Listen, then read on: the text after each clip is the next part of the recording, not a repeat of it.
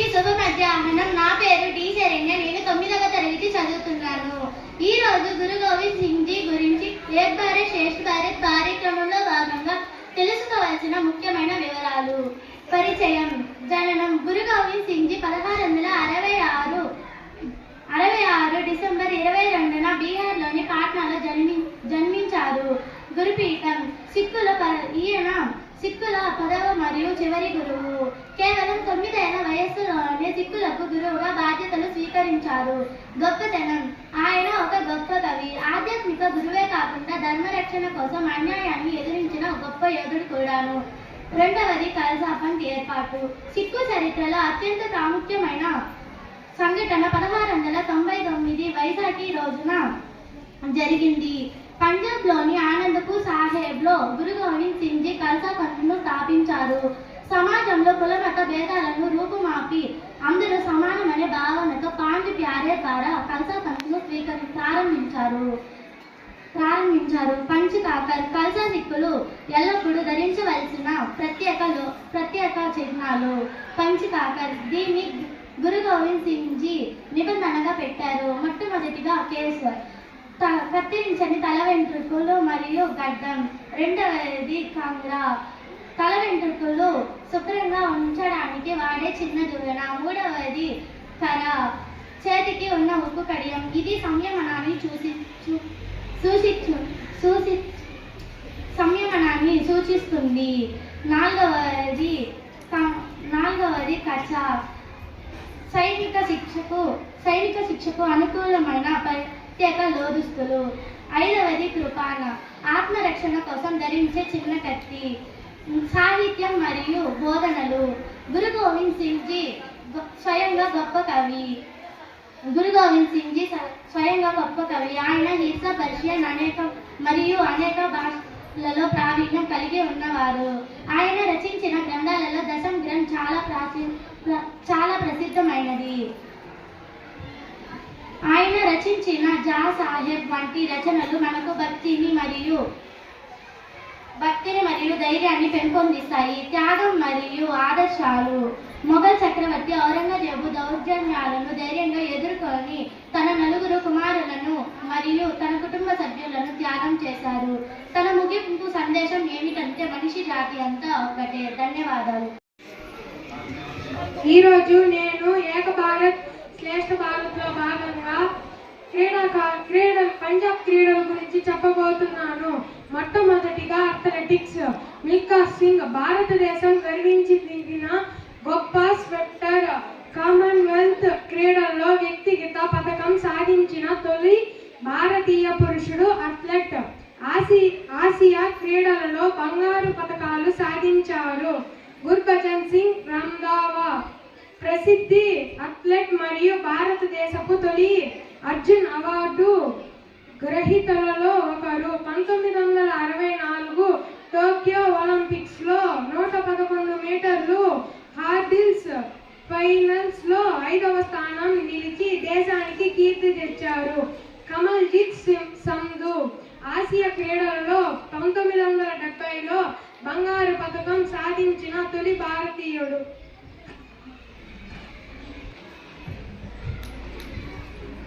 పంజాబ్ను భారత హాకీ క్రీడకు హృదయ భూమి అని పిలుస్తారు. బల్బీర్ సింగ్ సీనియర్ 3 సార్లు ఒలింపిక్ స్వర్ణ పతక విజేత. 1948, 1952, 1958 ప్రపంచ హాకీ చరిత్రలో అత్యున్నత సెంటర్ ఫార్వర్డ్.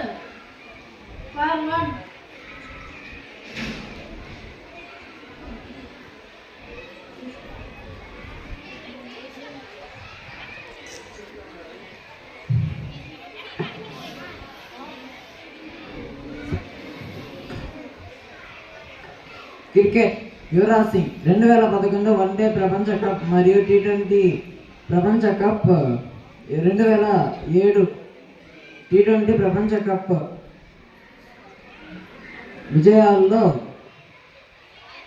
విజయాల్లో కీలక పాత్ర పోషించిన ఆల్రౌండర్. T20లో ఒకే ఓవర్లో 6 సిక్స్లు బాదిన రికార్డు తన పేరు మీదన ఉంది.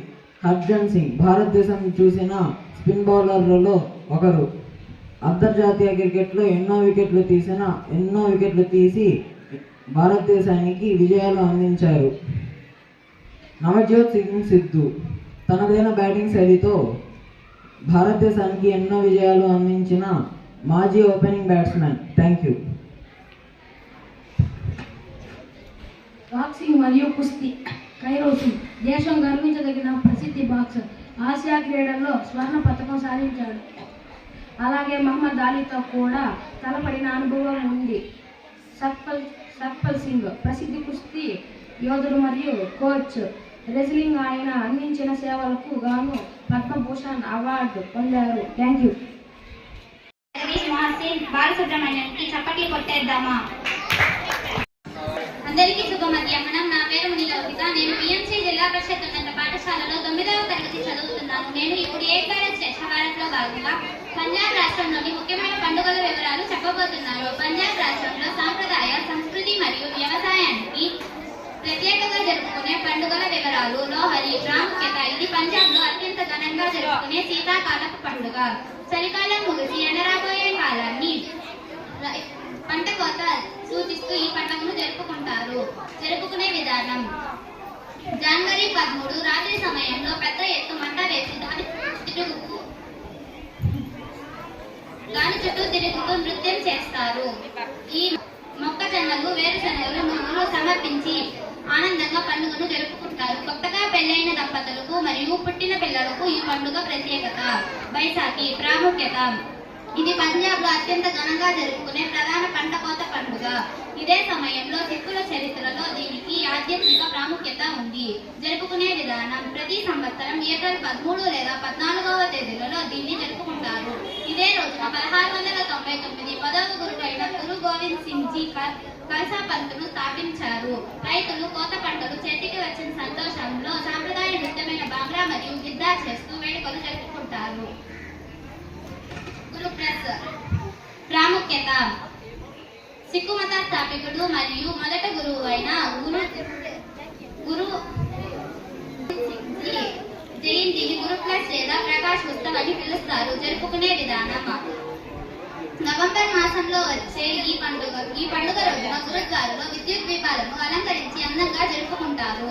తెల్లవారుజామున భక్తులు ప్రార్థనలు చేస్తూ ప్రభాతాన్ని నిర్వహిస్తారు.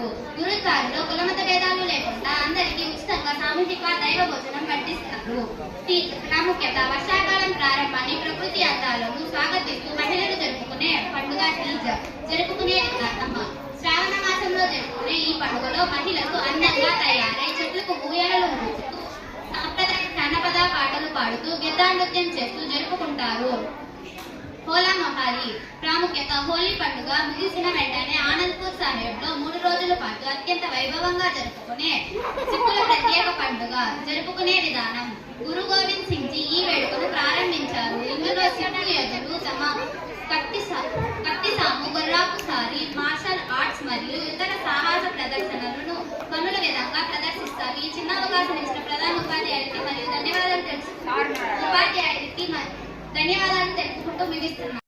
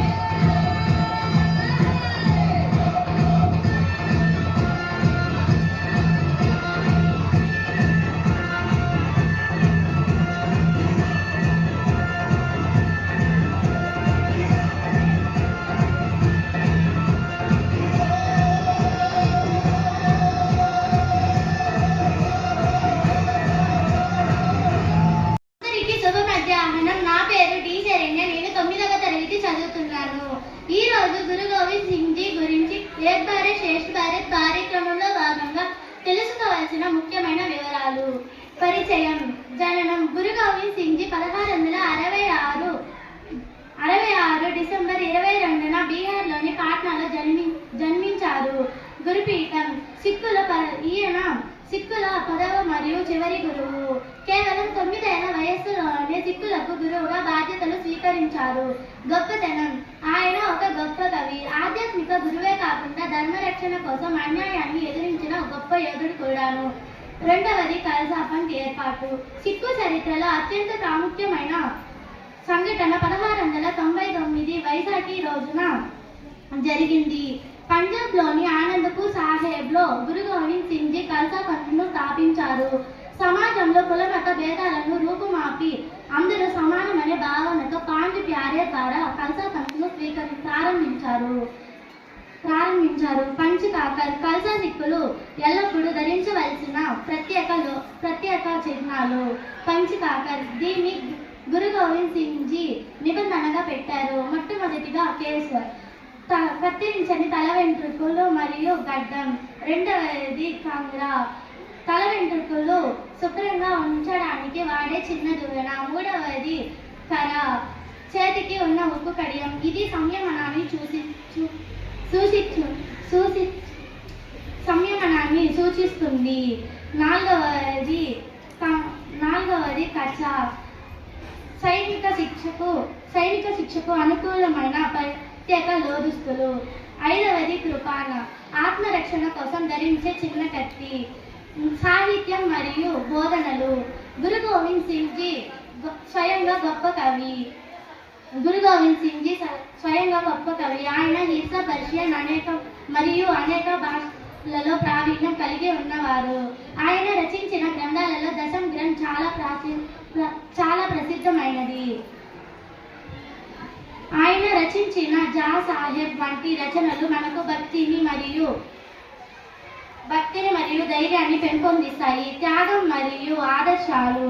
మొఘల్ చక్రవర్తి ఔరంగజేబు దౌర్జన్యాలను ధైర్యంగా ఎదుర్కొని తన 9 కుమారులను మరియు తన కుటుంబ సభ్యులను త్యాగం చేశారు. తన ముగింపు సందేశం ఏమిటంటే మనిషి జాతి అంతా ఒకటే. ధన్యవాదాలు. చదువుతున్నాను. ఇప్పుడు నేను ఏక్ భారత్ శ్రేష్ఠ భారత్లో భాగంగా పంజాబ్లో పండించే పంటలు మరియు వాటి వివరాల గురించి చెప్పబోతున్నాను. మొదటిగా గోధుమ. పంజాబ్లో అత్యధికంగా పండించే పంట. దీని నుండి లభించే పిండితో చపాతీలు, రొట్టెలు తయారు చేస్తారు. పోషకాహార విలువలు. కార్బోహైడ్రేట్లు 72 గ్రాములు, ప్రోటీన్లు 10 నుండి 12 గ్రాములు, పీచు పదార్థం 12.2 గ్రాములు, ఖనిజాలు ఇనుము, మెగ్నీషియం మరియు విటమిన్ బిలు పుష్కలంగా ఉంటాయి. వరి. పంజాబ్లో వర్షాకాలంలో పండించే వాణిజ్య మరియు ఆహార పంట. ముఖ్యంగా బాస్మతి బియ్యానికి ఈ ప్రాంతం ప్రసిద్ధి చెందింది. పోషకాహార విలువలు. కార్బోహైడ్రేట్లు 28 గ్రాములు, ప్రోటీన్లు 2.7 గ్రాములు, ఖనిజాలు కార్బోహైడ్రేట్లు మరియు శక్తిని కలిగి ఉంటాయి. బ్రౌన్ రైస్ అయితే పీచు పదార్థం. విటమిన్లు ఎక్కువ శాతం కలిగి ఉంటాయి. మొక్కజొన్న. పంజాబ్లో మొక్కజొన్నను ఆహారంగాను పశువులకు మేతగా వాడుతారు. దీని నుండి లభించే పిండితో మక్కీది రోటీలు తయారు చేస్తారు. పోషకాహార విలువలు. కార్బోహైడ్రేట్లు 19 గ్రాములు, ప్రోటీన్లు 3.2 గ్రాములు, పీచు పదార్థం 2.7 గ్రాములు, ఖనిజాలు, యాంటీ ఆక్సిడెంట్స్. లుటిన్ మరియు జియాజాక్సిన్ అనే కంటి చూపును మెరుగుపరిచే గుణాలు కలిగి ఉంటాయి. బార్లీ. ఇది రబీ సీజన్లో పండించే మరో ముఖ్యమైన పంట. దీనికి ఆరోగ్యకరమైన ఆహారాలకు మరియు పానీయాల తయారీలో వాడుతారు. పోషకాహార విలువలు. పీచు పదార్థం చాలా ఎక్కువగా ఉంటుంది. కార్బోహైడ్రేట్లు 72 గ్రాములు, ప్రోటీన్లు 12.5, ఖనిజాలు సెలీనియం, కాపర్ మరియు విటమిన్ బి కాంప్లెక్స్ లభిస్తాయి. కిన్ను పండు. పంజాబ్లో ఉష్ణమండలం మరియు ఉపఉష్ణమండలం ప్రాంతంలో విరివిరిగా పండే పండు కిన్ను. పోషకాహార విలువలు. విటమిన్ సి అత్యధికంగా ఉంటుంది. నీటి శాతం 85 నుండి 90%. పీచు పదార్థం మరియు యాంటీ ఆక్సిడెంట్స్. చర్మానికి మరియు గుండె ఆరోగ్యానికి ఎంతో మేలు చేస్తాయి. ధన్యవాదాలు. నా పేరు పి వెంకట భవిష్య. నేను పిఎంసి జిల్లా పరిషత్ ఉన్నత పాఠశాలలో 8వ తరగతి చదువుతున్నాను. ఏక్ భారత్ శ్రేష్ఠ భారత్ కార్యక్రమంలో భాగంగా నేను పంజాబ్లోని పవిత్ర గ్రంథం మరియు పవిత్ర ప్రదేశాల గురించి చెప్పబోతున్నాను. పంజాబ్ పవిత్ర గ్రంథం శ్రీ గురు గ్రంథ్ సాహెబ్ జీ.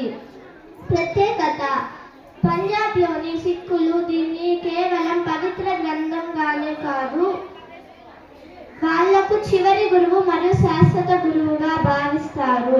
ఇందులో పంజాబ్ గురువులు చెప్పే బోధనలే కాకుండా భక్తి తత్వాలు, సాధువుల మంచి మాటలు కూడా ఉంటాయి. పంజాబ్ పవిత్ర ప్రదేశాలు: అమృత్సర్ మరియు అకాల్ తఖ్త్. అమృత్సర్ అనేది పంజాబ్లోని ప్రజలకు ముఖ్యమైన గురుద్వారా. అకాల్ తఖ్త్ అనేది 5 పీఠాలలో ముఖ్యమైన మరియు అత్యున్నతమైన పీఠం. పంజాబ్ ప్రభుత్వం వీటిని పవిత్రమైన స్థలాలుగా గుర్తించింది. ధన్యవాదాలు. నా పేరు అన్నలకనంద. నేను 9వ తరగతి చదువుతున్నాను. ఈ రోజు ఏక్ భారత్ శ్రేష్ఠ భారత్ లో భాగంగా భారత స్వాతంత్ర ఉద్యమంలో పంజాబ్ రాష్ట్రం మరియు అక్కడి ప్రజలు అత్యంత కీలకమైన సాహోపేతమైన పాత్ర పోషించారు. దేశ స్వాతంత్రం కోసం పంజాబీలు చేసిన త్యాగాలు. కూపా ఉద్యమం బ్రిటిష్ పాలనకు వ్యతిరేకంగా సాయుధ మరియు అహింస మార్గాలను అనుసరించి ప్రారంభించిన తొలి ఉద్యమాలలో ఇది ఒకటి. సద్గురు రామ్ సింగ్ నాయకత్వంలో పంజాబీలు వస్తువులను, విద్యా విధానాలను, న్యాయస్థానాలను బహిష్కరించి తొలిసారిగా బహిష్కరణ ఉద్యమానికి పునాది వేశారు. జలియన్ వాలాబాగ్ దుర్ఘటన. అమృత్సర్లో జలియన్ వాలాబాగ్ మైదానంలో ఔరత్ చట్టానికి వ్యతిరేకంగా మరియు బైసాఖీ పండుగను జరుపుకోవడానికి శాంతియుక్తంగా సమావేశమైన వేలాది మంది నిరసనకారులపై జనరల్ డయార్ విచక్షణ రహితంగా కాల్పులు జరిపించారు. భగత్ సింగ్, రాజ్గురు సింగ్, సుఖ్దేవ్ త్యాగం. పంజాబ్ గడ్డ ఎంతో మంది వీరులను దేశానికి అందించింది. షాహిద్ భగత్ సింగ్ ఆయన సహచరుల దేశ స్వాతంత్ర్యం కోసం తమ ప్రాణాలను తృప్రాయంగా అర్పించారు. యువతలో దేశభక్తిని రగిలించడంలో ఇన్కిలాబ్ జిందాబాద్ నినాదంతో బ్రిటిష్ సామ్రాజ్యాన్ని గడగడలాడించడంలో వీరి పాత్ర అసాధారణమైనది. లాలా లజపతి రాయ్, పంజాబ్ కేసరి. బ్రిటిష్ ప్రభుత్వానికి వ్యతిరేకంగా సైమన్ కమిషన్ పరిష్కరిస్తూ లాహోర్లో జరిగిన నిరసన ప్రదర్శనలో బ్రిటిష్ పోలీసులు లాఠీ చార్జికి గురి అయిన లాలా లజపతి రాయ్ అమరులయ్యారు. నా శరీరంపై పడిన ప్రతి దెబ్బ బ్రిటిష్ సామ్రాజ్యానికి చివరి మేకులుగా మారుతుంది. ఆయన చెప్పే మాటలు దిశగా ప్రజల్లో స్వతంత్ర కాంక్షను మరింత తీవ్రంగా పెంచాయి. దేశ విభజన సమయంలో పంజాబ్ ప్రజలు అత్యధికంగా నష్టపోయారు. ప్రాణాలను, ఆస్తులను కోల్పోయారు. అయినప్పటికీ దేశ రక్షణలో విప్లవం ద్వారా దేశానికి ఆహార భద్రతను పంజాబ్ ఎప్పుడూ అందిస్తూనే ఉంది. చిన్న అవకాశం ఇచ్చిన మీ అందరికీ ధన్యవాదాలు. నాగసులక్షణ. నేను 9వ తరగతి చదువుతున్నాను. ఏక్ భారత్ శ్రేష్ఠ భారత్ లో భాగంగా పంజాబ్ రాష్ట్రం అత్యుత్తమ విద్యను అందిస్తూ జాతీయ మరియు అంతర్జాతీయ స్థాయిలో పేరుగాంచిన ప్రముఖ విద్యా సంస్థల వివరాలు. ఉన్నత విద్య మరియు సాంకేతిక సంస్థలు. National institute of technology Jalandhar. ఇది భారతదేశంలోని ప్రతిష్టాత్మకమైన ఇంజనీరింగ్ మరియు రీసెర్చ్ సంస్థలో ఇదొకటి. దీనిని doctor BR Ambedkar national institute of technology అని కూడా పిలుస్తారు. ఇది Indian institute of technology Rupnagar. భారతదేశంలోని అత్యుత్తమ టెక్నాలజీ సంస్థలు ఇదొకటి. ఆధునిక సాంకేతిక విద్యను, పరిశోధనలు అందించడంలో ఈ సంస్థ ముందుంది. Indian institute of management Amritsar. దేశంలోనే అత్యుత్తమ మేనేజ్మెంట్ విద్యను అందించే ప్రముఖ ఐఐఎం సంస్థలో ఇది ఒకటి. పంజాబ్ విశ్వవిద్యాలయం చండీగఢ్ దేశంలోని అత్యంత పురాతన మరియు ప్రసిద్ధ విశ్వవిద్యాలయంలో ఇది ఒకటి. దీని పరిధిలో వందలాది కాలేజీలు ఉన్నాయి. నాణ్యమైన పరిశోధనలకు మరియు ఉన్నత విద్యకు ఇది కేంద్రం. గురు నానక్ దేవ్ విశ్వవిద్యాలయం అమృత్సర్. సిక్కు మత స్థాపకుడైన గురు నానక్ దేవ్ పేరు మీద స్థాపించబడిన ఈ విశ్వవిద్యాలయం విద్యా రంగంలోనే కాకుండా క్రీడలు మరియు సంస్కృతిలో కూడా ఎంతో పేరుగాంచింది.